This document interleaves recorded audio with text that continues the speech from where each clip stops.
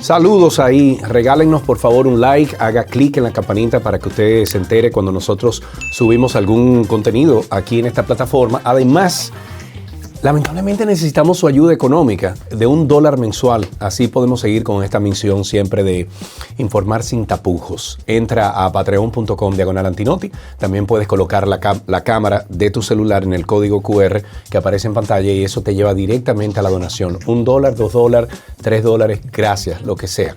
Desde un rincón virtual del Internet como nuestro aliado, estas son las noticias insólitas del país y el mundo. Así comienza una nueva edición del Antinoti con Sergio Carlo.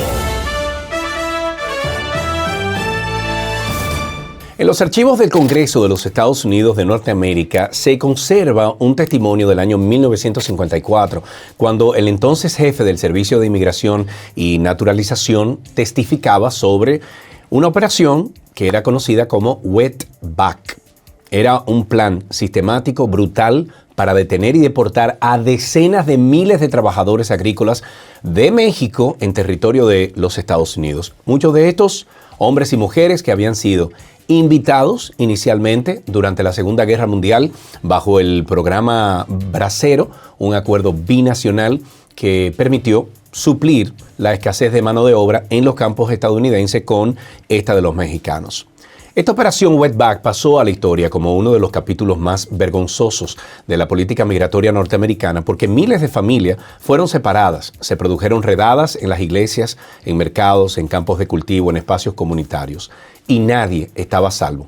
El trauma de aquella persecución, contando un poquito de historia, quedó grabado en la memoria colectiva de generaciones de latinos en Estados Unidos, lo que nos lleva a lo que está ocurriendo hoy en el año 2025. Y bueno, 70 años después, la historia parece estar repitiéndose, esta vez no a través de camiones militares ni listas impresas en hojas amarillas como aquella vez, sino con un barniz burocrático, un aparato de vigilancia digitalizado y un sistema legal mucho más sofisticado. Según un reportaje reciente del diario New York, el Servicio de Inmigración y Control de Aduanas, el ICE, o el ICE, ha desplegado una nueva estrategia para arrestar a más inmigrantes indocumentados. El método, redadas y detenciones en parques, iglesias, tiendas, granjas, espacios que hasta poco eran considerados como sensibles, ¿verdad? Lugares donde la comunidad podía vivir y convivir sin temor, ese temor constante de ser arrestada. Bueno, pues este cambio es una redefinición tácita de lo que significa persecución en suelo estadounidense. Y en esta redefinición subyace un mensaje muy claro. Señores, ya en Estados Unidos ya no hay espacios seguros. Desde la llegada al poder de la nueva administración de Donald Trump, las políticas migratorias han experimentado una regresión desde algunos puntos de vista preocupante. Tienen como mandato reforzar la seguridad de las fronteras. Sin embargo, lo que se vive es la construcción meticulosa de un estado de vigilancia interior. Bueno, unos memorándums internos de ICE filtrados en las últimas semanas muestran que los agentes han recibido luz verde para reanudar las redadas en espacios comunitarios, no importa dónde usted esté. Esta estrategia, definida como disuasiva, busca sembrar ese temor entre las comunidades inmigrantes ilegales. El objetivo es provocar lo que se conoce como autodeportación, que es hacer la vida tan insoportable que las personas deciden marcharse voluntariamente para su país. Y paralelamente se han intensificado la aplicación de cláusulas legales que ya existían, pero que durante años se había interpretado con cierta flexibilidad. Por ejemplo, ahora esas cláusulas están siendo utilizadas como una trampa legal para negar el ajuste de estatus a miles de personas. El formulario I-485 esencial para el ajuste de estatus contiene disposiciones que prohíben el trabajo no autorizado en los Estados Unidos. Hasta hace poco, las autoridades solían mostrar un grado de comprensión a aquellos que habían trabajado para sobrevivir mientras esperaban la aprobación de su residencia. Hoy en día, esa comprensión desapareció. En las entrevistas actuales, los oficiales de inmigración preguntan de manera directa y sistemática bueno, ¿cómo se mantenía usted antes de contar con una autorización para trabajar? Y la respuesta para miles de personas es inevitablemente la misma. Yo trabajé en un restaurante, cuidaba niños, hacía uñas, limpiaba baños, trabajaba en el campo. Bueno, son generalmente esos trabajos que no tienen la rigurosidad que conlleva un trabajo legal. No, mira, hazme eso ahí y te pago lo que sea. Pero la ley es muy clara. Admitir haber trabajado sin autorización es motivo de negación automática del ajuste de estatus.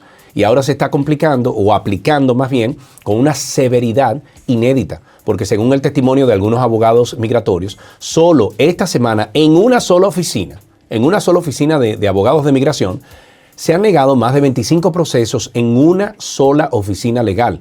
Y esto es el comienzo. Y tú te preguntas, bueno, ¿pero por qué ahora? Y la respuesta es política. El endurecimiento del ajuste de estatus y la reanudación de redadas en espacios comunitarios responden a una narrativa ideológica que busca reforzar la idea de que los inmigrantes son una carga o una amenaza para cualquier estado.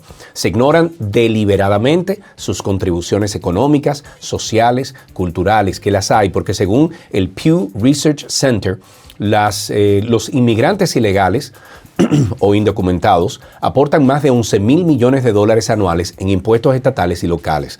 En sectores como agricultura, ahí está la construcción, servicios, ese aporte es, insustituible. Sin embargo, bajo la lógica actual, la necesidad básica de trabajar para alimentar a una familia es convertida en trampa legal para negar la residencia y justificar la deportación de los Estados Unidos.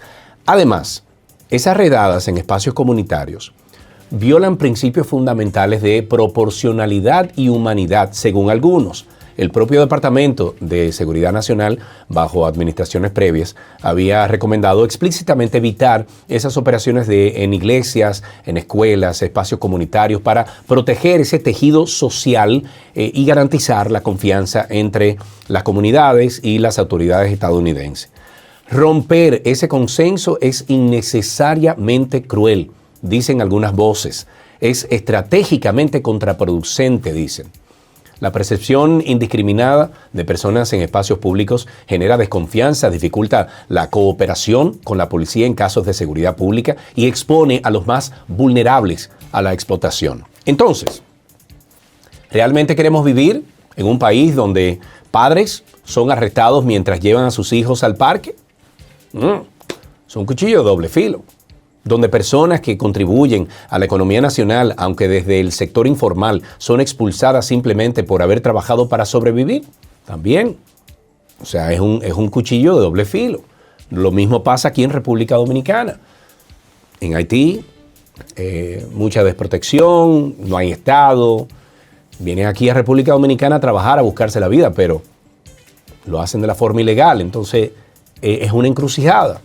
Esto es un problema incluso de política pública, y es también una gran pregunta moral, porque la historia nos enseña que políticas como la Operación Wetback de esos años dejaron cicatrices que tardaron décadas en sanar.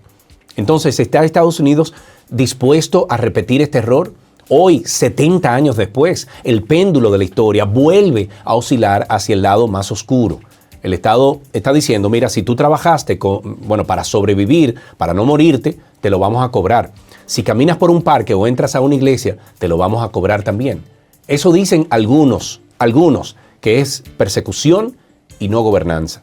Y en el corazón de esta estrategia se encuentra una profunda incoherencia. Por un lado, la economía estadounidense depende del trabajo de esos inmigrantes indocumentados. Entonces, por otro lado, se criminaliza a esas mismas personas, por hacer aquello que el sistema económico exige de ellas. O sea, trabaja cuando te necesitamos. Pero si buscas regularizar tu situación, utilizaremos ese mismo trabajo como arma para negarte la residencia. Entonces, la pregunta que debe hacerse el gobierno estadounidense y su sociedad, ¿quieren seguir construyendo un sistema basado en hipocresía o quieren construir un sistema migratorio que sea coherente, justo y humano?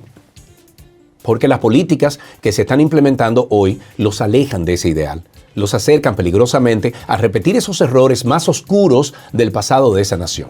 Entonces, #comida para el alma. Hasta aquí esta emisión del Antinoti del día de hoy. Soy Sergio Carlio, en nombre de todos, te vi, te veré.